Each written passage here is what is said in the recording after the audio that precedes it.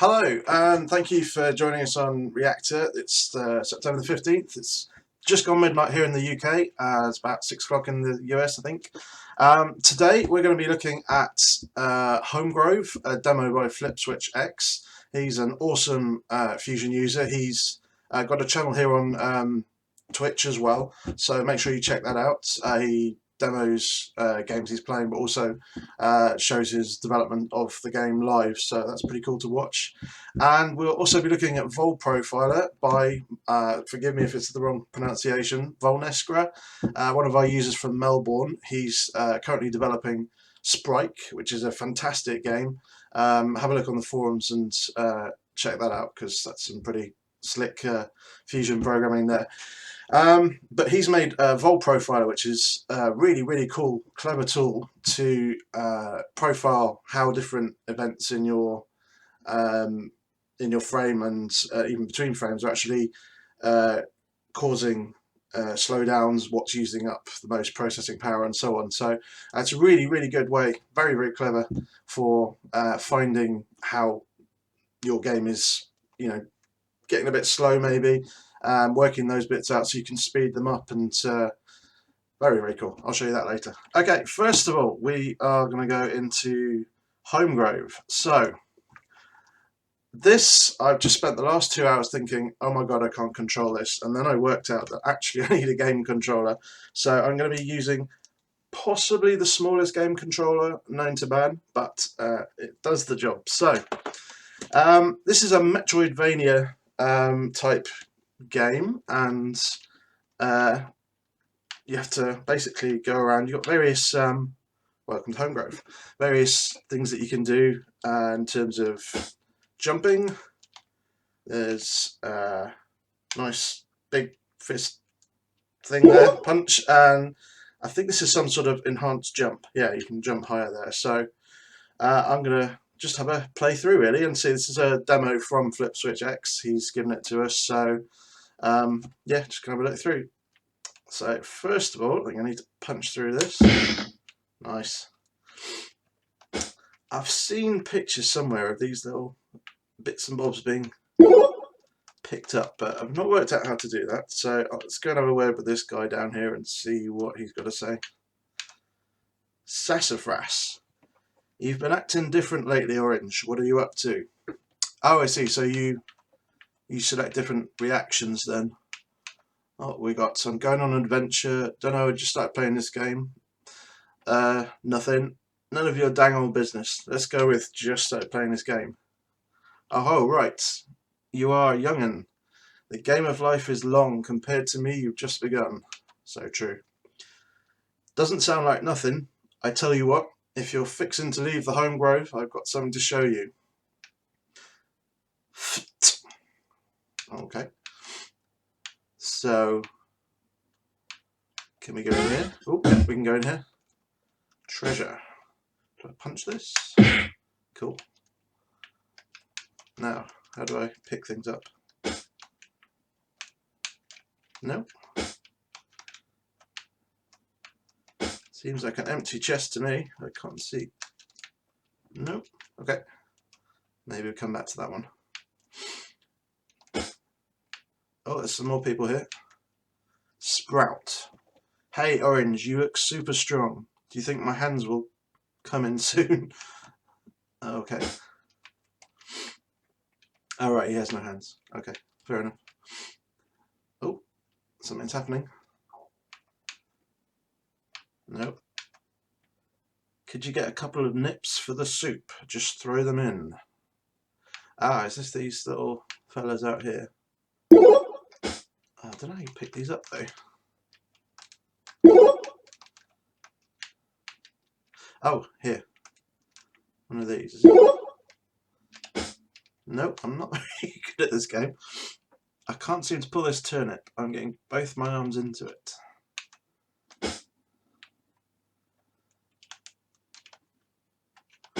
How do I pull a turnip? Down. No.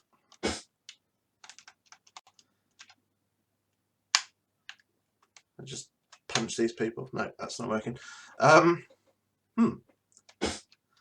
I don't know how to pull a turnip. Is it this? No, that's not helping me. Okay, I'll just carry on for a bit. Oh, it's a nice grappling action there. Hello to you too. Ah, no, I saw this in the demo video, some sort of teleport. Cool. Oh, a hidden layer. Nothing ventured, nothing gained. Wise words. Well, hello there, Orange. Could you fetch me some honey for my tea? Bawaka-dooka-doo. I was just thinking that myself. Oh, grapple. Honey. Where does one find honey? Not in the clouds, I'm guessing. Oops. He went all flat. Oh right, that was a teleport. Honey, eh? Rabbit? Will that do? I don't know how to pull these turnips up. It's annoying me now. Oh. Come back, rabbit. Nope. So, I'm not quite sure how you kill these beasts. Oh, not like that. Let's just avoid him.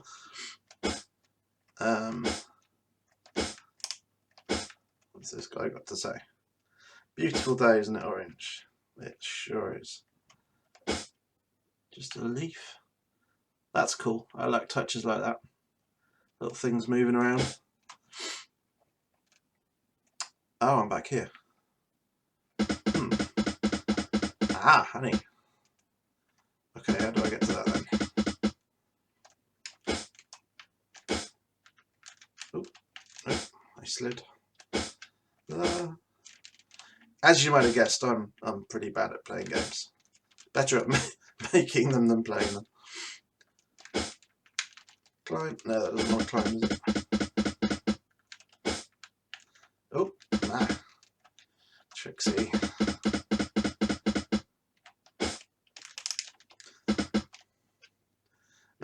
No, I can't do the super jump, can I? Oh, there I grapple.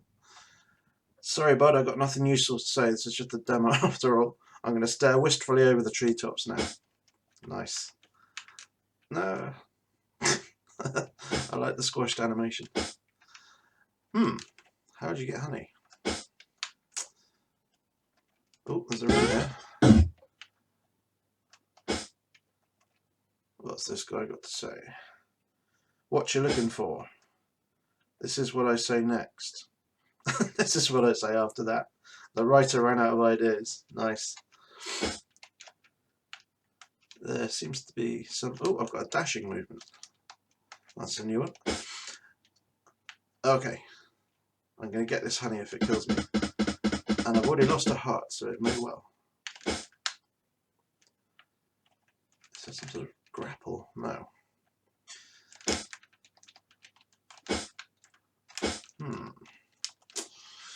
This is not working.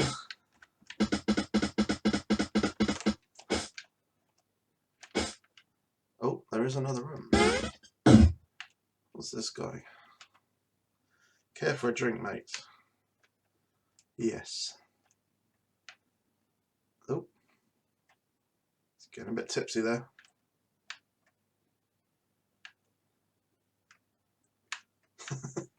Nice.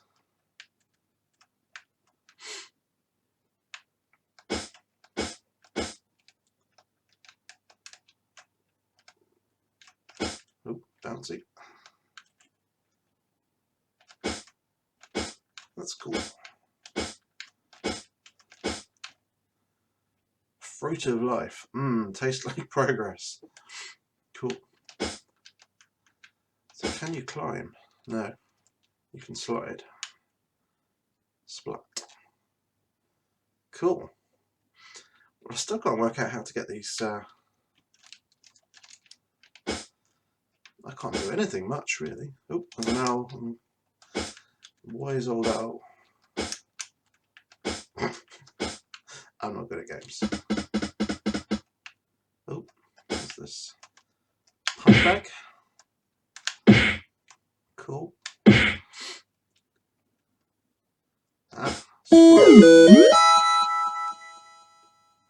You've got a paper inventory thingy. Don't question it if you know what's good for you.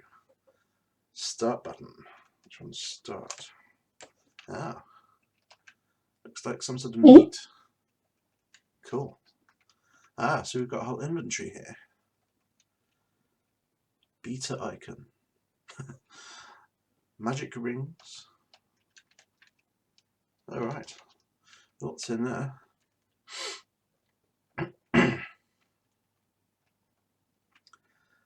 More turnips that I don't know how to pull up. Come on. There's got to be a way. Nope.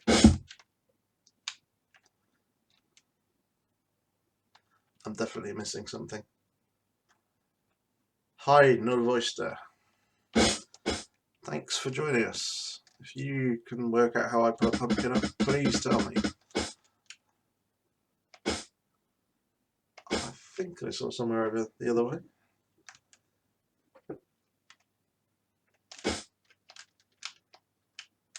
Oh, no, I'm drowning. I just like to sit here and look at the beautiful water. Ah, I would too.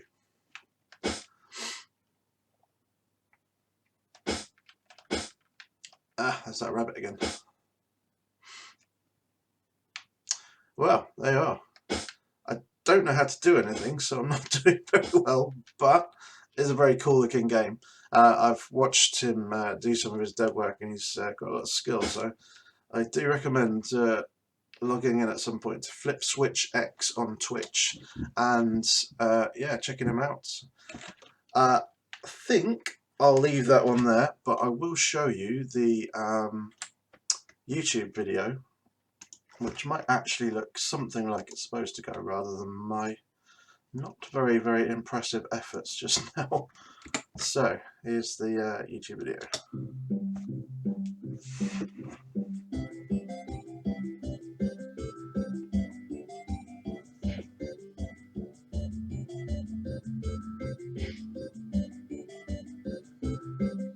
I want to see a turnip here.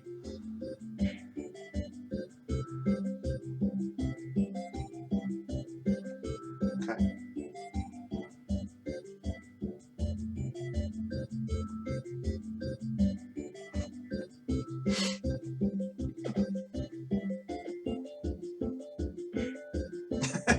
Nice. I like me a bit of chicken punching. Oh no, I want one of those. Cool. So yeah, that's the Homegrove demo, and really looking forward to seeing that one, and hopefully working out how to play pull up a turnip at some point. Cool. So I'm going to show you now VOLprofiler. It's basically it's a Fusion MFA file which contains a whole heap of event groups here, and I'll just hide myself there. So you can see here there's a load of groups, and you place them at various points throughout your game, and it allows you to profile different parts of your game. So if, for example, you've got a lot of fast loops perhaps running, and you're not sure which ones in particular are causing slowdown with your game, you can put these different groups around them, and it measures the time that it takes for each one to execute, basically. So you've got these slots, he's called them A to L, and those you can put around your group, so you can have those all those different things monitoring in your game. And yeah, there's a demo in here. Forgive me, I've only used this briefly in the last 2 hours, so apologies if I don't do it its full justice here. But this here, I'm going to just hide the debugger. So what you've got here is some fairly intensive particle animations going on, and it says here press V to toggle VOLprofiler panel. So this is the demo that comes with it, just to show it off. So you have a different types of monitoring. You've got raw microseconds, and if I press F here, I can change to percentage of all code. So that tells you what percentage the individual sections that you're monitoring of your total frames runtime. Sorry, that was appalling English. It tells you the percentage of your total frames runtime that each slot is taking up. You've also got time budget. So I think I understood that one correctly, that it works out the time that it takes to run your frame on average, and then tells you what each of your slots is taking up as a portion of that. FA, I'm just going to refer to this. I'm going to show you this here. So we've got FA mode, percentage of single frame each code chunk consumes at average frame rate. Okay, so yeah, we've got these various different monitors for the A to L, but also unmonitored shows all of the areas around that which are not directly monitored by A to L, and even the VOLprofiler code itself, it tells you the footprint of that and what it takes up. It's very, very clever. Something that Fusion's really been lacking for a long time, actually. Proper way to profile your code. Hopefully in Fusion 3 that's going to be addressed better, but in Fusion 2.5 this is a fantastic solution. So if I go back to the main frame, if I can click on that, there we go. So let's go back to something more meaningful. So microseconds is a bit raw. So percentage of all code. So at the moment you can see the water processing there is taking up 42.2% on average of all the code operation time. So if I were to drop that down, water processing, it's okay, so creation's gone down. Okay, so there must be code going on behind the scenes there with the water processing. I'll have a look at that. Also, you'll notice, I can show you just how much this is working. If I open up the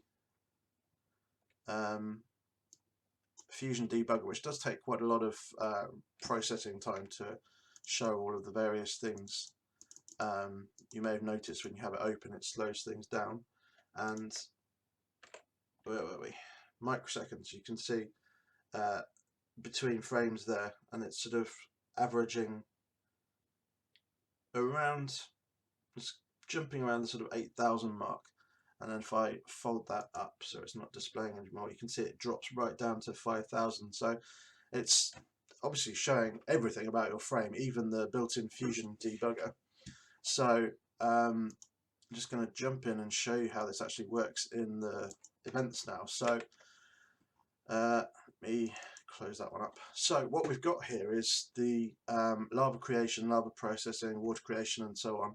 Now these are the groups which are doing the physical animations and things that you see on the screen, and then around these you drop a start and end group for slots. In this case we've got A, B, D, E, I and K in use, and I guess if we go and have a look in here, oops, wrong one. Yeah, so you've got some spare groups here that you can play around with. He's only used up just a couple of these in the profiling. So the start group, you just set a label here. So in this case, lava creation. If I go in and run that, you'll see down here that it says lava creation. So it's enables you to sort of label them. You get a nice display up in this profiler, which just noticed there you can actually save to text. So let's have a look, see what that actually does. Obviously it saves to text. Let me just find the text file. There we go. Cool.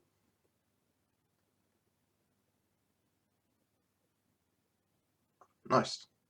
So you get a really good rundown of the profiling there and how it's actually affecting the frame. At that point, when you take that snapshot, I've just noticed website address down there, VOLnescra, if that's the right pronunciation.com. So check out his site. Yeah, I'll get back to just showing you the events here. So you have your label set here, and then you simply place the end group. I don't think there's anything you have to set in here. No. So you just place that after, in this case, the lava creation group.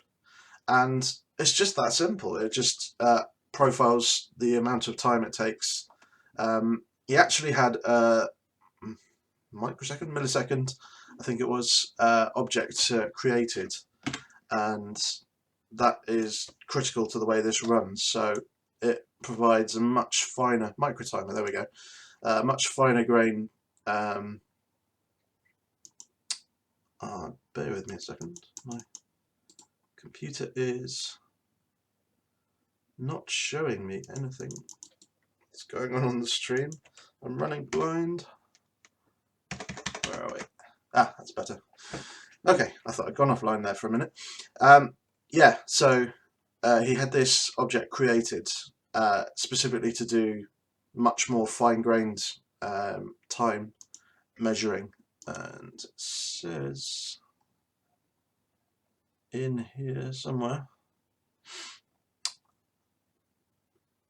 millionths of a second, microseconds. There you go.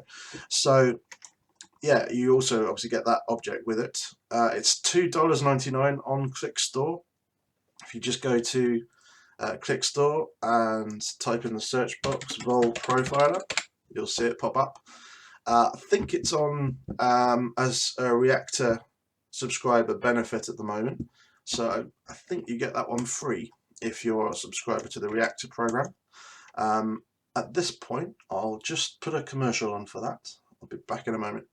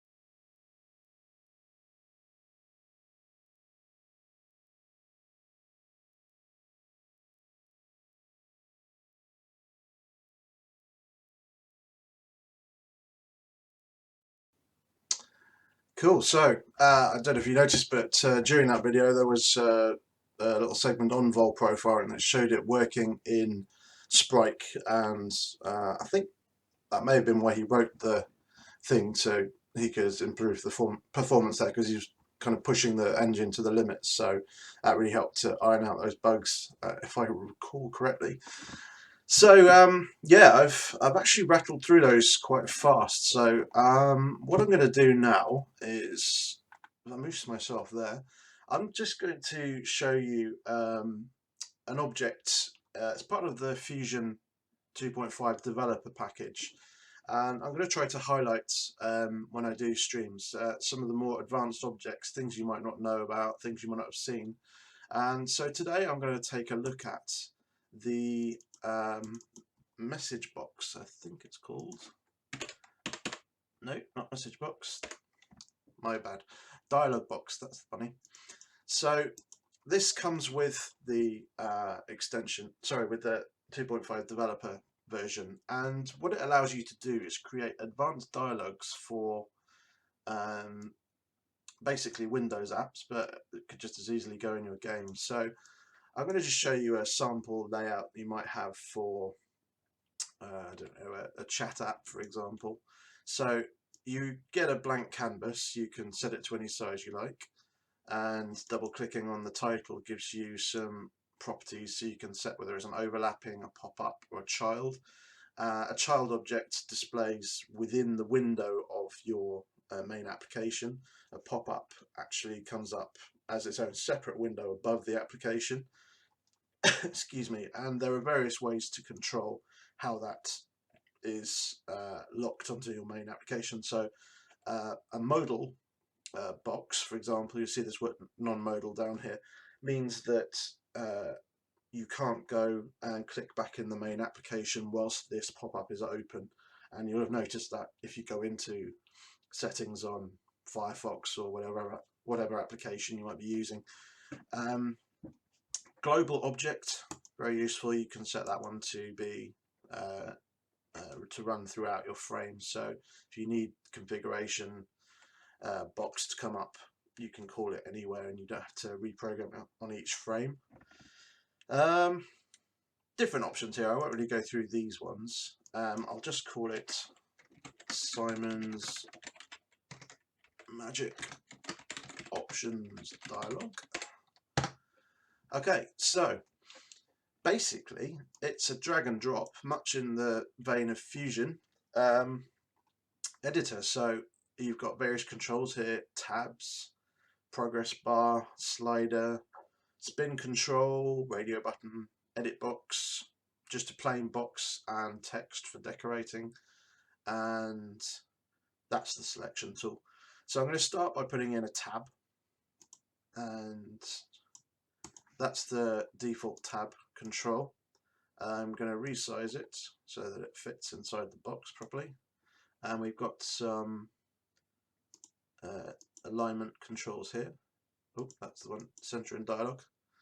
So that's kind of wide around the edges there, but we'll ignore that for now. So if I do a test now, you can see we've already got tab 1 and tab 2 working. Now if you want to start filling those out, for example, I might have an edit box, and I'm just going to slow my mouse down a bit here so it's easier to do these layout things, and some text, just a label to say what it is, and say your name, and you'll see that there's a control name here, txt1. This is how you will refer to controls from inside your events. So it enables you to set the text of the edit box in this case, or retrieve the text, see whether it has focus, and so on. You can set lots of different things like tab stop, so that when you're pressing tab, this control is taken into account. If it's deselected, then it will be skipped past. You've got various options for border and stuff. These use the standard Windows styles. So in Windows 10 it looks like Windows 10 dialogues, and it matches based on the operating system you're actually in at the time. So remember text 1 there, because we're going to retrieve the name later. So your name, we might have some radio options. So obviously a normal dialog would be ever so slightly less messy than this. So let's say just option 1, if I copy and paste that, make that one option 2, finally option 3, and then on the first one of these you just tick group, and that knows that that's the first one of a group of options. So when it encounters the next ticked group item, it will start a new radio selection. So if I had option 4 here and tick that one as a group, then 5, 6 and 7 along with option 4 would become the second group that you could switch between. The way you set the order so that it knows what order these are in when it's looking at the group thing, there's this little icon down here, set order, and when you do that, it brings up this select controls by priority order. So you literally just click, click, click, and I could have done that one too, and then it knows that that one is the first one, that says group, and then it will look at the second one and the third one. If there was another one down here, I'd click on it next, and if that was set to group, that would start the second radio group, and that's how it actually determines them, that you set the order like that. So generally you go through and do that once you've laid everything out. If let me just come back out and in again. So if we run that now, you can see that that's working as a radio button selector.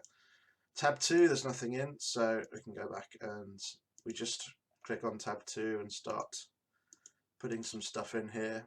So put a slider, do a drop down box, let's say item 1, item 2, and so on.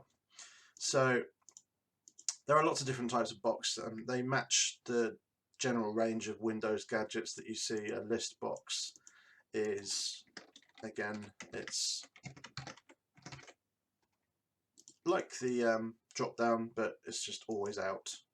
So if we go to tab 2 there, you'll see that one you can pick from here, and basically that's all there really is to it. It's very, very powerful. It allows you to build up very, very cool dialogues, make your applications look really professional. We're going to use this one, so it's called EDT1. I'll just copy that. So I'm going to use that to get the text that you enter here, so that when you click on this button, which we'll call save, and we'll make that an OK button and have it close the dialog.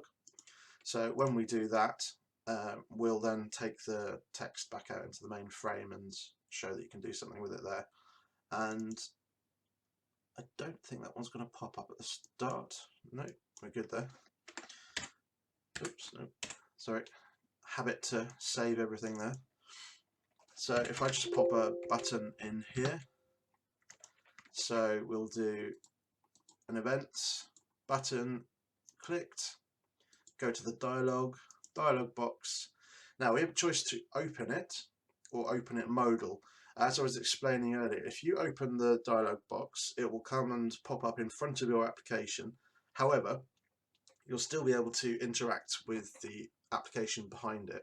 So for example, in a word processing application, you might have a find replace dialog where, as well as working within the find box, you can also click to set where the cursor is within your text and make changes there and then come back.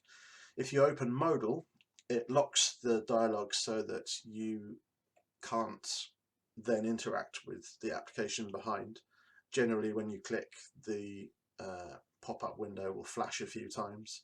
Maybe it's title bar flashes depending on how your Windows is set up, and yeah, you can't do anything with the main application. So depending on what you need to do, you can choose these different options. Now if something is purely a matter of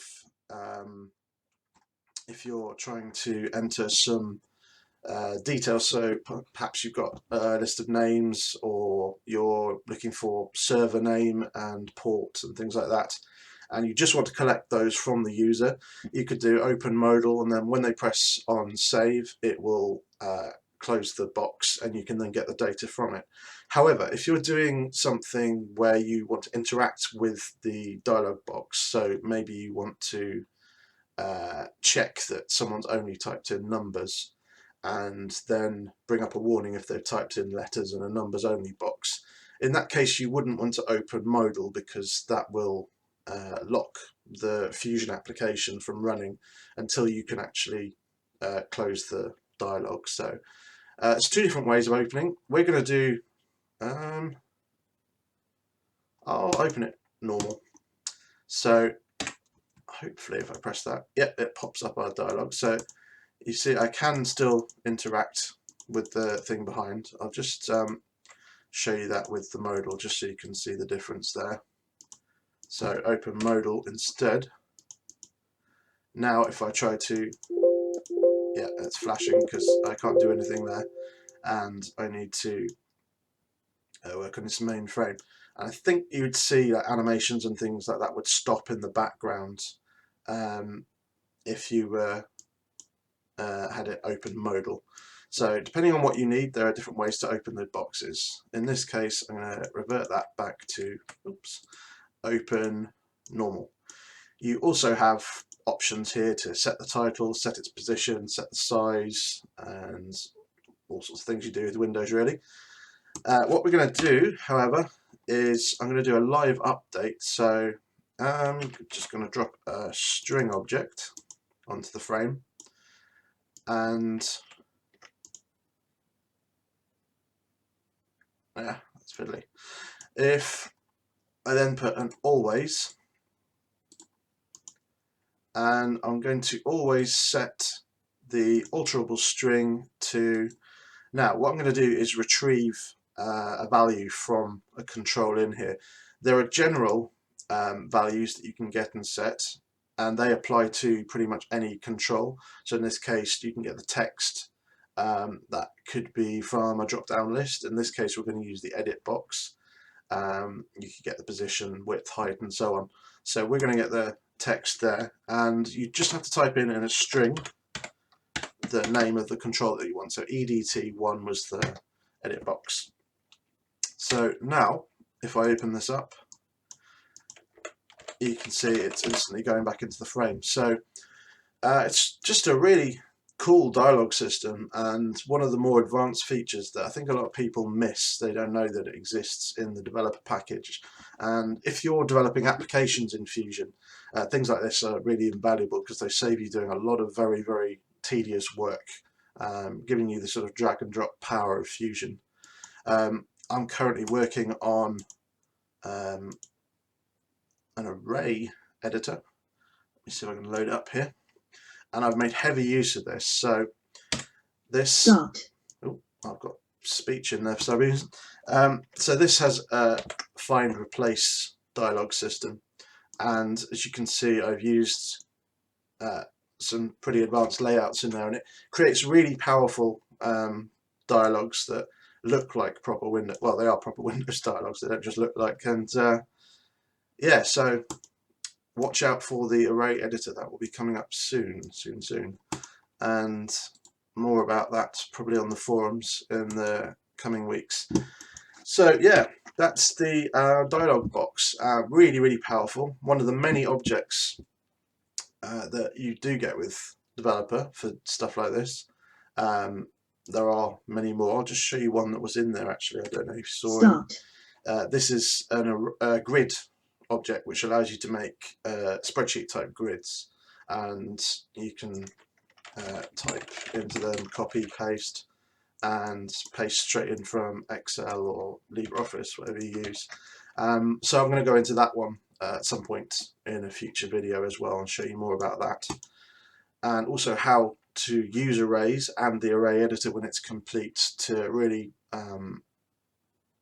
empower your applications to organize your data in a much better way, to allow you to save level maps, all sorts of stuff. So yeah, I think that's all I've really got for tonight. So I'm just going to show you the trailer once more and wish you good night. Thank you for joining.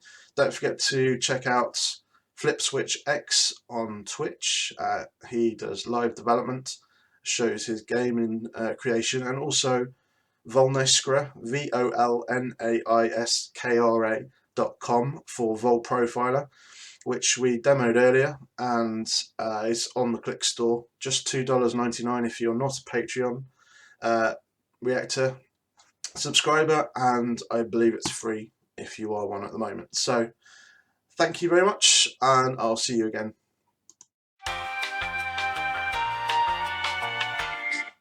Oops.